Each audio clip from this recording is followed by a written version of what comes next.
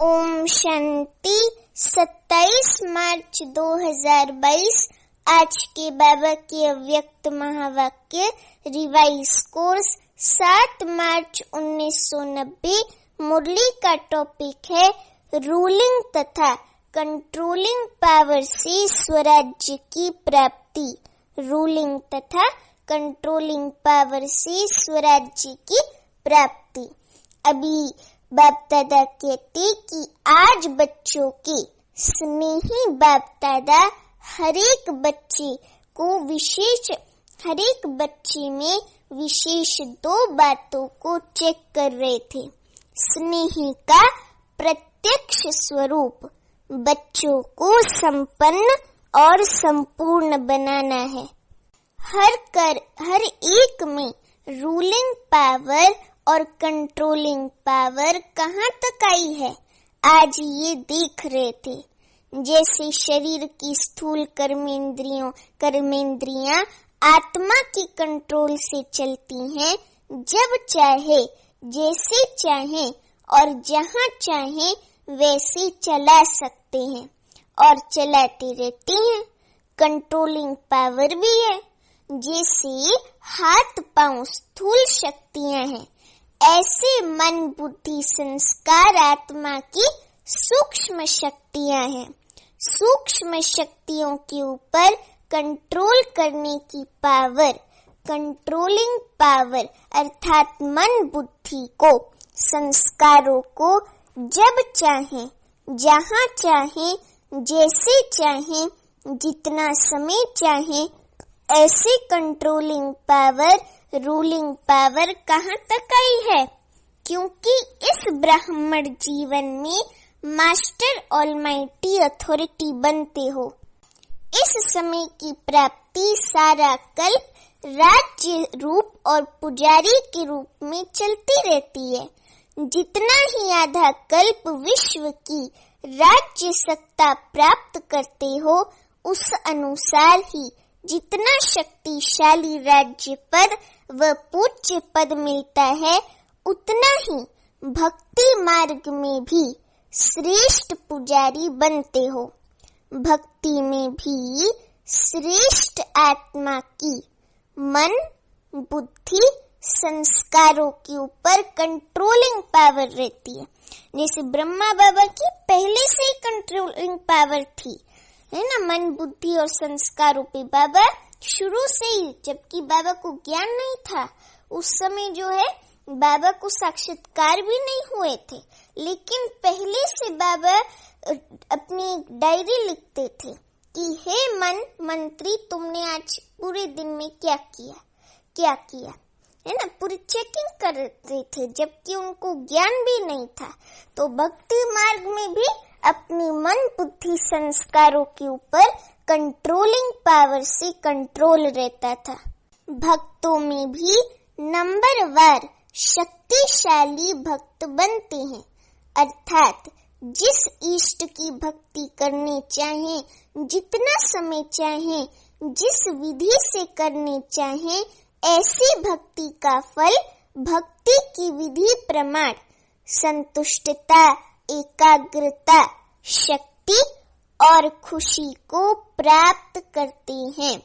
लेकिन राज्य पद और भक्ति के शक्ति की प्राप्ति का आधार ये ब्राह्मण जन्म है।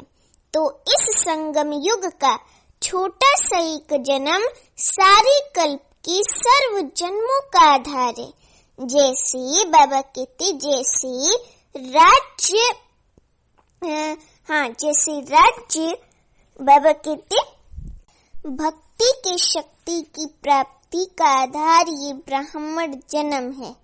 तो इस संगम युग का छोटा सा एक जन्म सारे कल्प के सर्व जन्मों का आधार है।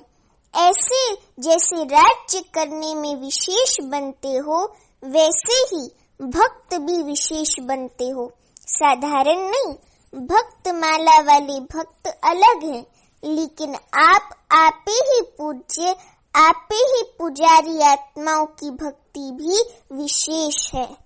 तो आज बाप दादा बच्चों के इस मूल आधार जन्म को देख रहे थे। आदि से अब तक ब्राह्मण जीवन में रूलिंग पावर और कंट्रोलिंग पावर सदा और कितने परसेंटेज में रही है? बाबा पूछ रहे हैं कि आदि से अब तक, मतलब जब से बाबा के बने तब से अब तक ब्राह्मण जीवन में रूलिंग पावर, कंट्रोलिंग पावर सदा और कितनी परसेंटेज में रही है? इसमें भी पहले अपने ही सूक्ष्म शक्तियों की रिजल्ट को चेक करो। रिजल्ट में क्या दिखाई देता है? इन विशेष 3 शक्तियों मन, बुद्धि, संस्कार पर कंट्रोल हो तो इसको ही स्वराज्य अधिकारी कहा जाता है। क्योंकि मन, बुद्धि, संस्कार जो है ना, ये हम आत्माओं की सूक्ष्म शक्तियां हैं। अभी देखो, हम मस्तक पर बैठे तो मन बुद्धि पर हम बैठे हैं, तो हमको जो है उसको ही कंट्रोल करना है। उसी से पूरा शरीर कंट्रोल होता है, मन और बुद्धि से, है ना। अभी आप समझो जैसे एक राजा है और उसके यहाँ बहुत अनगिनत नौकर है, उसका बहुत बड़ा महल है और अनगिनत नौकर है, और जो है उन नौकरों को संभालने वाला भी एक हेड होगा ना, क्योंकि बहुत सारे अनगिनत ये हैं काम करने वाले नौकर लोग, तो उनको मैनेज करने के लिए एक होता है ना उन सभी का हेड। तो वैसे ही आप ये मन बुद्धि को भी समझो, ये भी पूरे शरीर के कर्मेंद्रियों को कंट्रोल करने वाले नौकर के मैनेजर हैं। तो इन मन बुद्धि संस्कार पर कंट्रोल हम आत्माओं राजाओं को करना है, तो इसको ही स्वराज्य अधिकारी कहा जाता है। तो ये सूक्ष्म शक्तियां ही स्थूल कर्मेंद्रियों को संयम और नियम में चला सकती हैं। रिजल्ट क्या देखी? जब, जहां और जैसे, इन तीनों बातों में अभी यथाशक्ति है। सर्वशक्ति नहीं है, लेकिन यथाशक्ति, जिसको डबल विदेशी अपनी भाषा में समथिंग अक्षर यूज करते, समथिंग इज गोइंग ऑन ऐसे बोलते हैं ना, तो समथिंग अक्षर यूज करते हैं। कोई चीज समथिंग, कोई चीज समथिंग, तो इसको ऑलमाइटी अथॉरिटी कहेंगे। माइटी तो है लेकिन ऑल है, ऑल माइटी, माइटी है शक्तियां, और ऑल मतलब सर्व, तो सर्व शक्तियों के खजाने से भरपूर रहने वाले हम ऑलमाइटी अथॉरिटी, मास्टर सर्वशक्तिवान है, मास्टर ऑलमाइटी अथॉरिटी। तो हम केवल माइटी नहीं है, लेकिन हम सर्वशक्तिवान हैं, ऑल माइटी हैं। सारी सर्वशक्तियां हमारे अंदर जन्म सिद्ध अधिकार के रूप में भरी हुई हैं। तो बाबा इसीलिए कहते कि वास्तव में इसको ही ब्राह्मण जीवन का फाउंडेशन कहा जाता है, सर्व शक्तियों को, जिसका जितना स्व पर राज्य है, अर्थात स्व को चलाने और सर्व को चलाने की विधि आती है, वही नंबर आगे लेता है। इस फाउंडेशन में अगर यथाशक्ति है तो ऑटोमेटिकली नंबर पीछे हो जाता है। समथिंग है अर्थात अलबेली यथाशक्ति है तो फिर नंबर पीछे हो जाता है। जिसको स्वयं को चलाने और चलने आता है, संगठन में चलने आता है, तो वे दूसरों को भी सहज चला सकता है, अर्थात हैंडलिंग पावर आ जाती है। सिर्फ दूसरे को हैंडल करने के लिए हैंडलिंग पावर नहीं चाहिए। जो अपनी सूक्ष्म शक्तियों को हैंडल कर सकता है तो वह दूसरों को भी हैंडल कर सकता है। समझे? तो पहले खुद को हैंडल करना सीखो, तब फिर दूसरों को भी हैंडल कर सकते हैं। तो स्व के ऊपर कंट्रोलिंग पावर, रूलिंग पावर सर्व के लिए यथार्थ हैंडलिंग पावर बन जाती है। चाहे अज्ञानी आत्माओं को सेवा द्वारा हैंडल करो, चाहे ब्राह्मण परिवार में स्नेह संपन्न, संतुष्टता संपन्न व्यवहार करो, दोनों में सफल हो जाएंगे।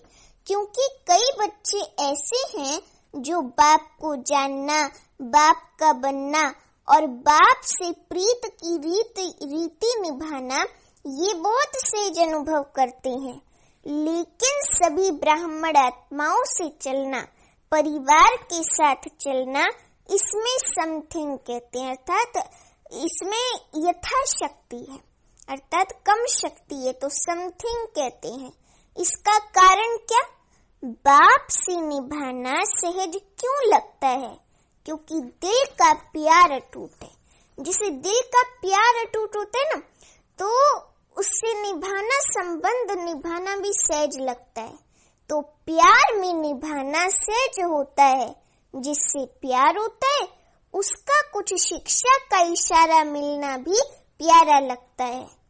अभी मानो आपको बड़े कोई इशारा दे रहे हैं और आप समझो ये हमको पढ़ा क्यों रहे, ये हमको ऐसे क्यों कहते हैं, तो ये तो फिर ठीक बात नहीं है ना। परिवार से भी दिल का प्यार होना चाहिए। बाबा ने कहा है कई मूल्यों में, अव्यक्त मूल्यों में ही बाबा ने कहा है कि परिवार से भी प्यार होना चाहिए, दिल का प्यार, केवल प्यार नहीं।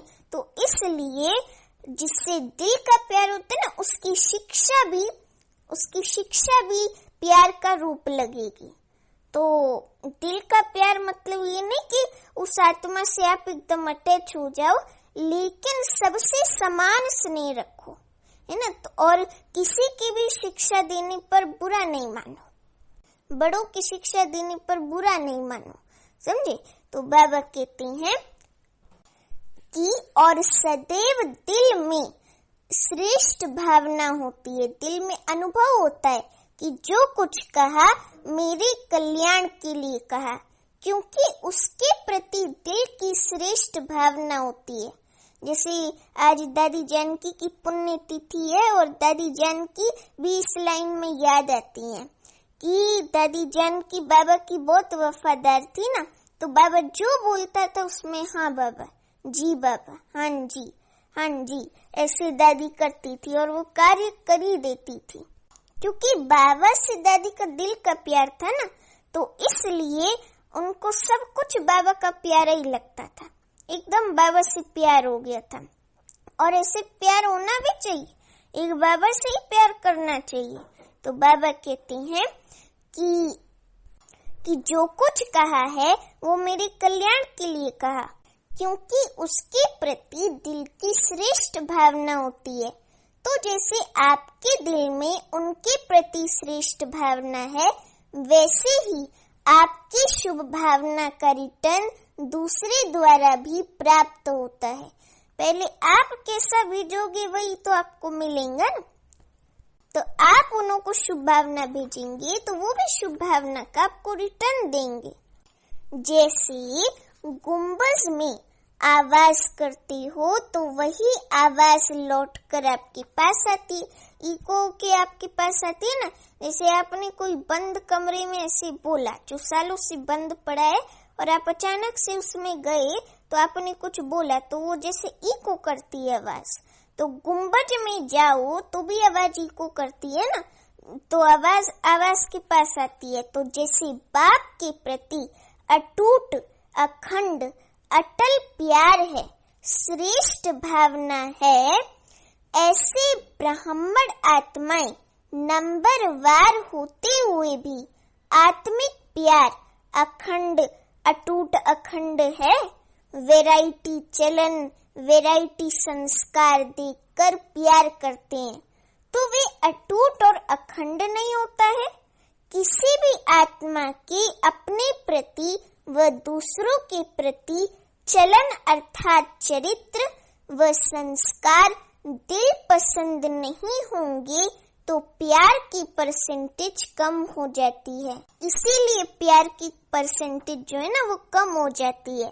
लेकिन आत्मा का श्रेष्ठ आत्मा के भाव से आत्मिक प्यार, उसमें परसेंटेज नहीं होती है।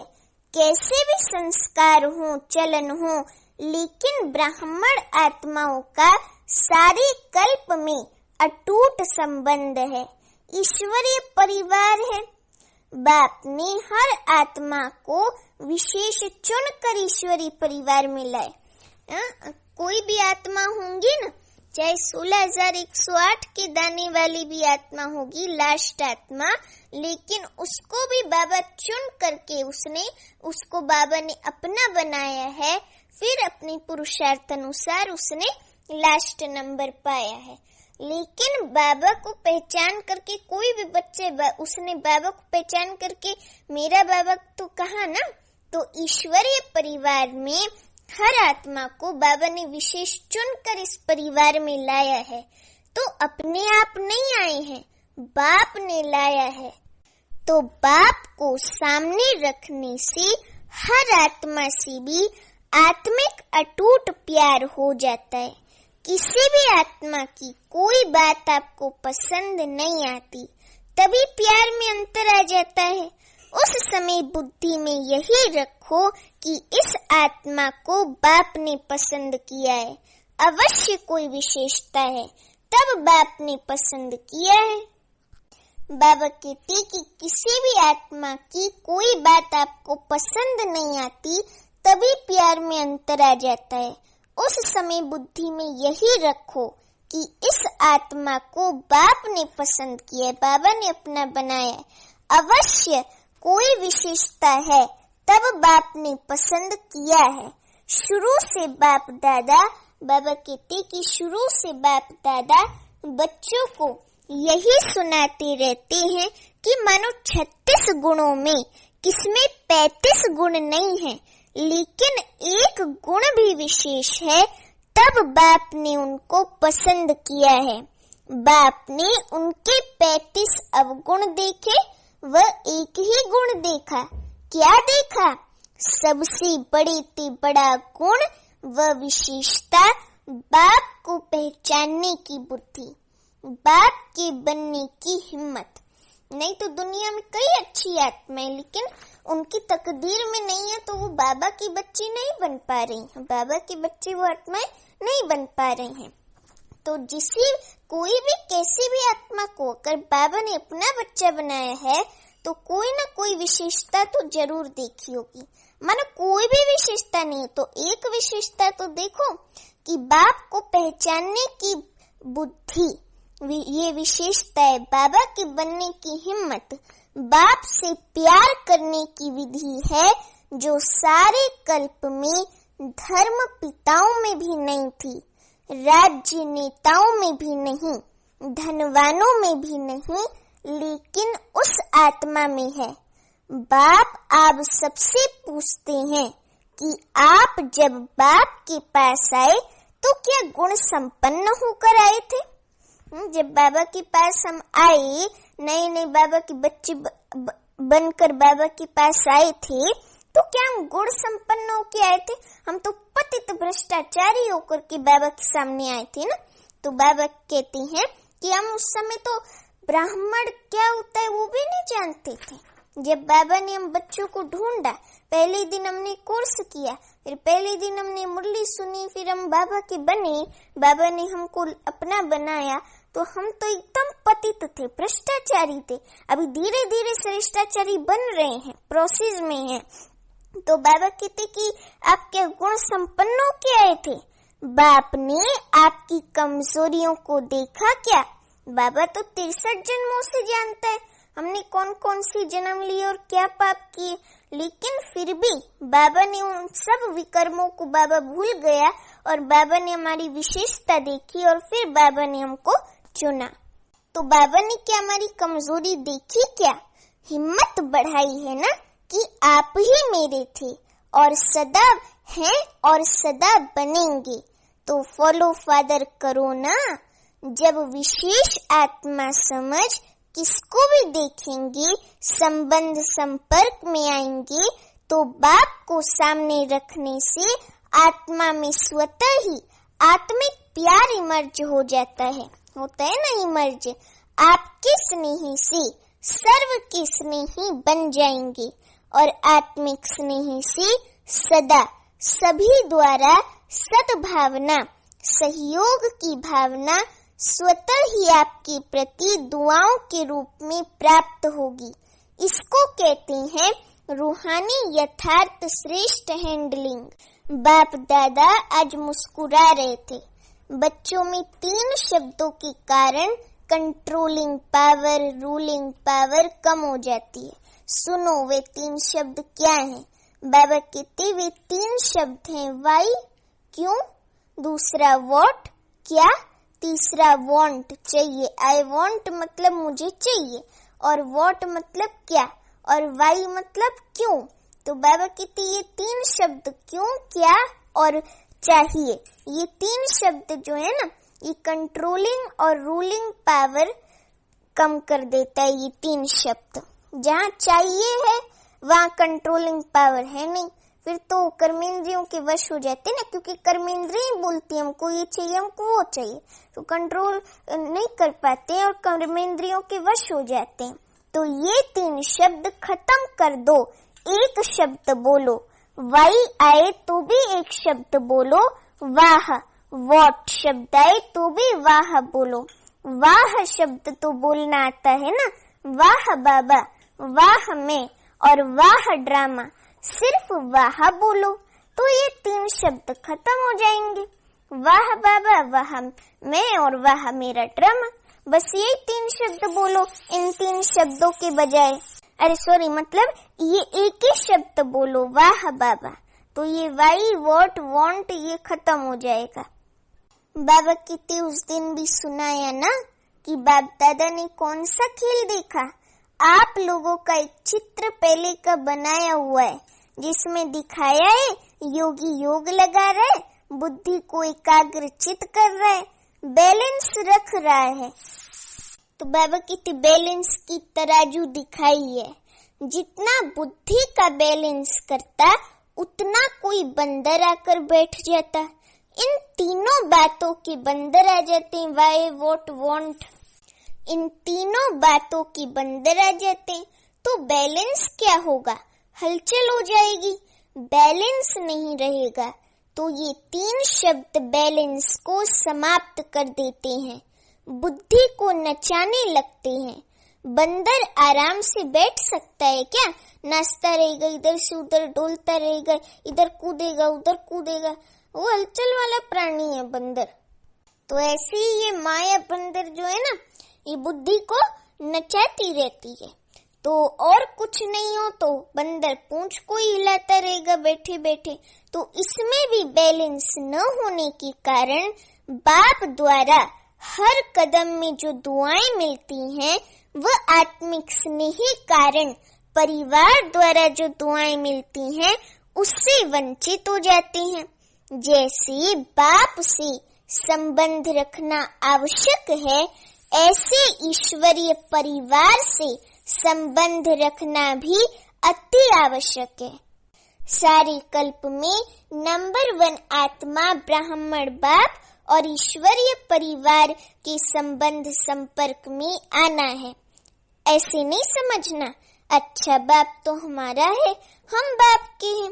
ये भी पास विद ऑनर की निशानी नहीं है, क्योंकि आप सन्यासी आत्माएं नहीं हो, ऋषि मुनि की आत्माएं नहीं हो, हठयोगी ऋषि मुनि की आत्माएं नहीं हो, विश्व से किनारा करने वाले नहीं हो, लेकिन विश्व का सहारा बनने वाली आत्माएं हो। कहते ना, डूबते हुए को तिनके का सहारा, डूबते हुए को तिनके का सहारा। तो हम वो तिनके का सहारा हैं जिसे इस क्षीर सागर में डूबते हुए मनुष्य बचते हैं, और विशेष सागर से में डूबते हुए मनुष्य बाहर निकलते हैं हम लोगों के सहारे से, और फिर हम उन्हों को बाबा का रास्ता बताते हैं।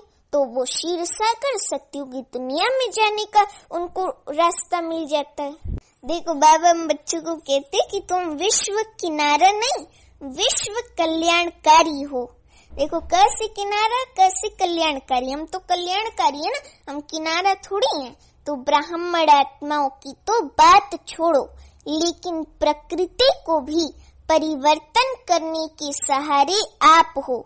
परिवार के अविनाशी प्यार के धागे के बीच से निकल नहीं सकते हो।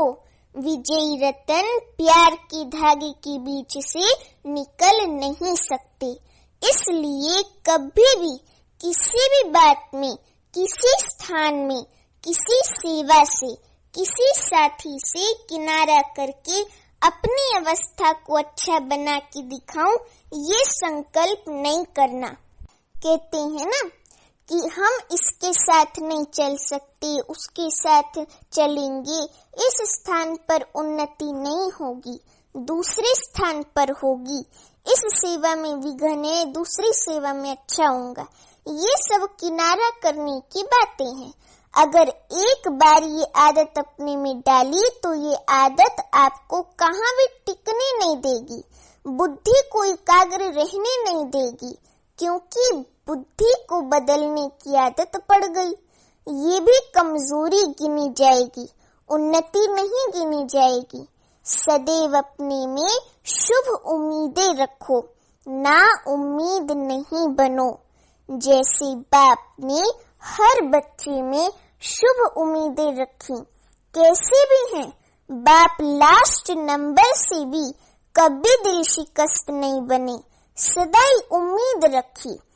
उम्मीद का दिया बाबा ने जगाए रखा अपने दिल में हर बच्चे के लिए।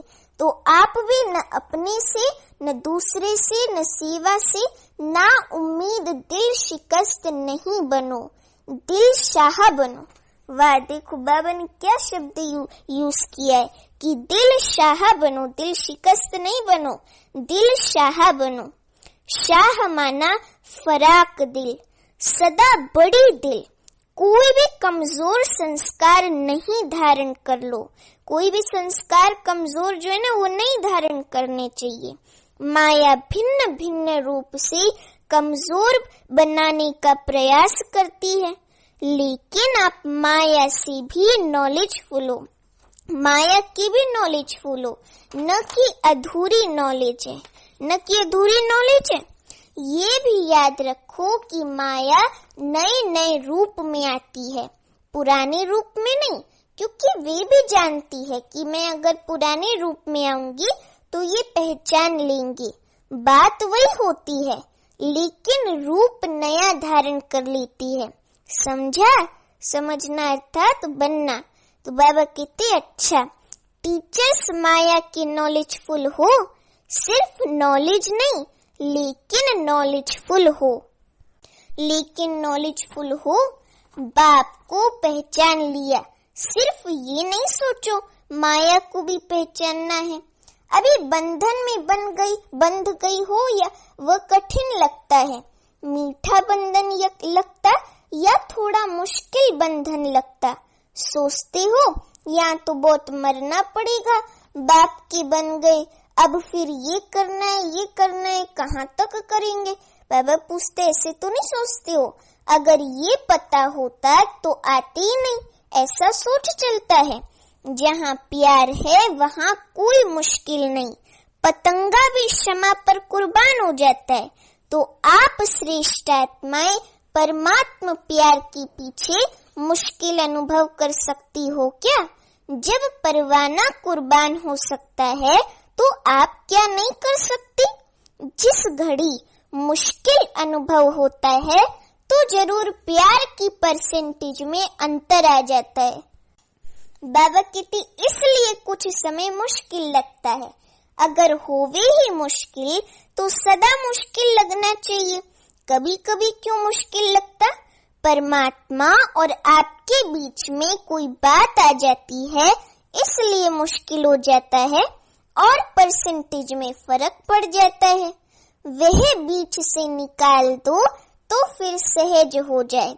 बाप दादा सदा कहते हैं, टीचर्स अर्थात सदा स्वयं हिम्मत में रहने वाली और दूसरों को हिम्मत देने की निमित्त बनने वाली।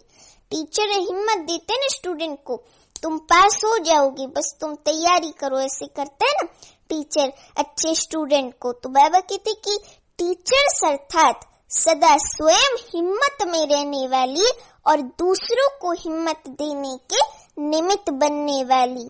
नहीं तो टीचर बनी क्यों? टीचर माना ही स्टूडेंट के निमित्त है, कमजोर को हिम्मत दे आगे बढ़ाने की सेवा के निमित्त हो। सफल टीचर की पहली निशानी ये होगी, वे कभी हिम्मतहीन नहीं बनेंगी। जो खुद हिम्मत में रहता है वे दूसरों को भी हिम्मत जरूर देता है। खुद में ही हिम्मत कम होगी तो दूसरों को भी नहीं दे सकेंगे। अच्छा, चारों ओर के हिम्मती बच्चे मददी बाप के अधिकार को अनुभव करने वाले, सदा स्वराज्य की शक्तियों को हर समय प्रमाण प्रयोग में लाने वाले, सदा बाप और सर्व आत्माओं के अटूट स्नेही, सदा हर कार्य में संबंध संपर्क में वाह वाह के गीत गाने वाली ऐसे ऑलमाइटी अथॉरिटी बच्चों को बाप दादा का याद प्यार और नमस्ते। अभी हम रूहानी बच्चों की रूहानी माता पिता बाप दादा को याद प्यार गुड मॉर्निंग और नमस्ते।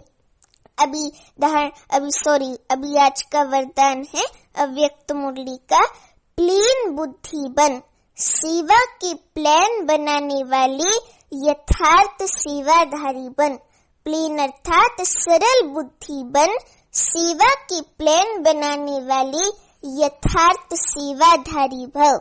अभी वरदान का स्पष्टीकरण है, यथार्थ सेवाधारी उन्हें कहा जाता है जो स्व की और सर्व की सेवा साथ साथ करते हैं। स्व की सेवा में सर्व की सेवा समाई हुई हो। ऐसे नहीं दूसरों की सेवा करो और अपनी सेवा में अलबेले हो जाओ। सेवा में सेवा और योग दोनों ही साथ साथ हो। इसके लिए प्लेन बुद्धि बनकर सेवा के प्लान बनाओ। प्लेन बुद्धि अर्थात कोई भी बात बुद्धि को टच नहीं करे, सिवाय निमित्त और निर्माण भाव के। हद का नाम हद का मान नहीं, लेकिन निर्माण, यही शुभ भावना और शुभ कामना का बीज है। अभी स्लोगन है, ज्ञान दान के साथ साथ गुण दान करो तो सफलता मिलती रहेगी। ज्ञान दान के साथ साथ गुण दान करो तो सफलता मिलती रहेगी। और आज 27 मार्च है, दादी जानकी जी का स्मृति दिवस है। दादी जानकी जी को बाबा ने 69 की मुरली में कहा था कि ये गुण दान करने में जनक नंबर 1 है। और आगे भी बाबा ने बहुत बार जानकी दादी की महिमा की कि ये तो मस्त फकीर है, रमता जोगी है। तो ऐसी दादी जानकी जी की तरह हम सभी को बनना है। और दादी जानकी रूलिंग तथा कंट्रोलिंग पावर से स्वराज्य की प्राप्ति करने में भी नंबर 1 थी। तो दादी जानकी जी जैसा हम सभी बनेंगे। अच्छा, ओम शांति।